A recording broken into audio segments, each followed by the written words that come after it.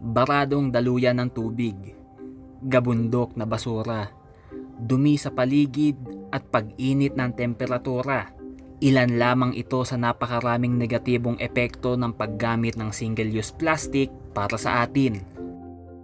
Maraming hakbang na ang inilunsad, ilang cleaning operations na rin ang ikinasa, ngunit ang panganib na dala ng plastic ay kailanman hindi nawala. Never go against nature because there's such a thing as ecological backlash. Karma, babalik rin sa atin.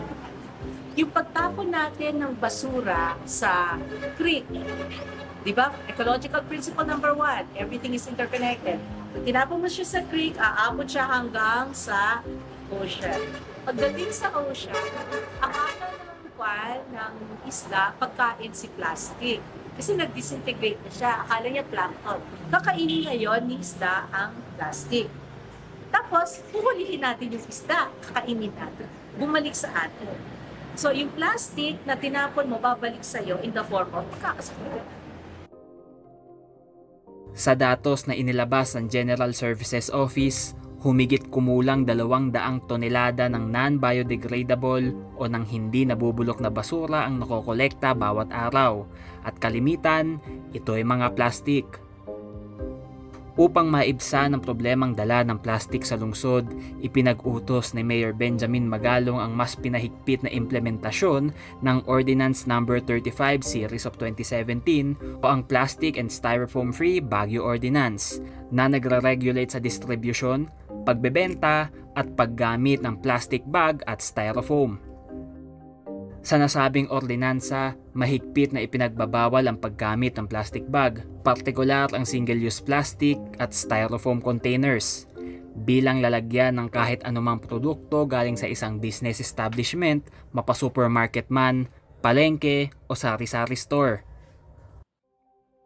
Ayon naman sa implementing rules and regulations ng nasabing ordinansa, ang single-use plastic at styrofoam ang mahigpit na ipinagbabawal. Ibig sabihin, legal pang gumamit ng multiple-use plastic at ang kalimitang ginagamit na plastic labo.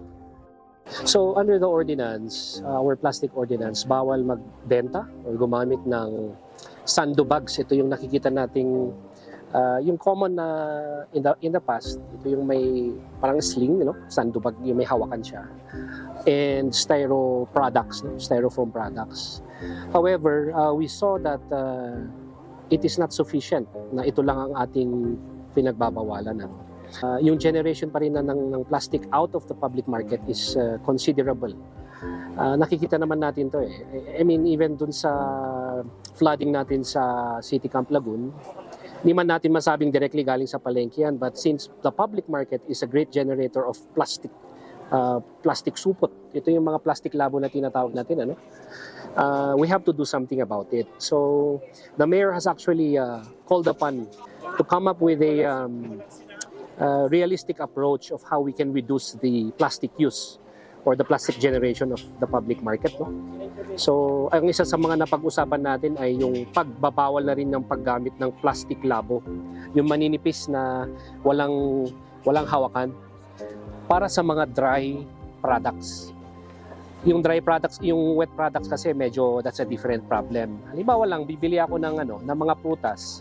Bibili ako ng saging, lalagay sa isang plastic labo. Bibili ako ng mangga, ilalagay sa separate na plastic labo. Bibili ako ng avocado, ilalagay na naman sa separate plastic labo. Tapos ilalagay mo rin lang sa isang eco bag. So, bakit hindi pwedeng sapat na lang yung eco bag? So, yun ang isa sa mga i-address natin. Babawasan natin pati yung paggamit natin ng plastic labo.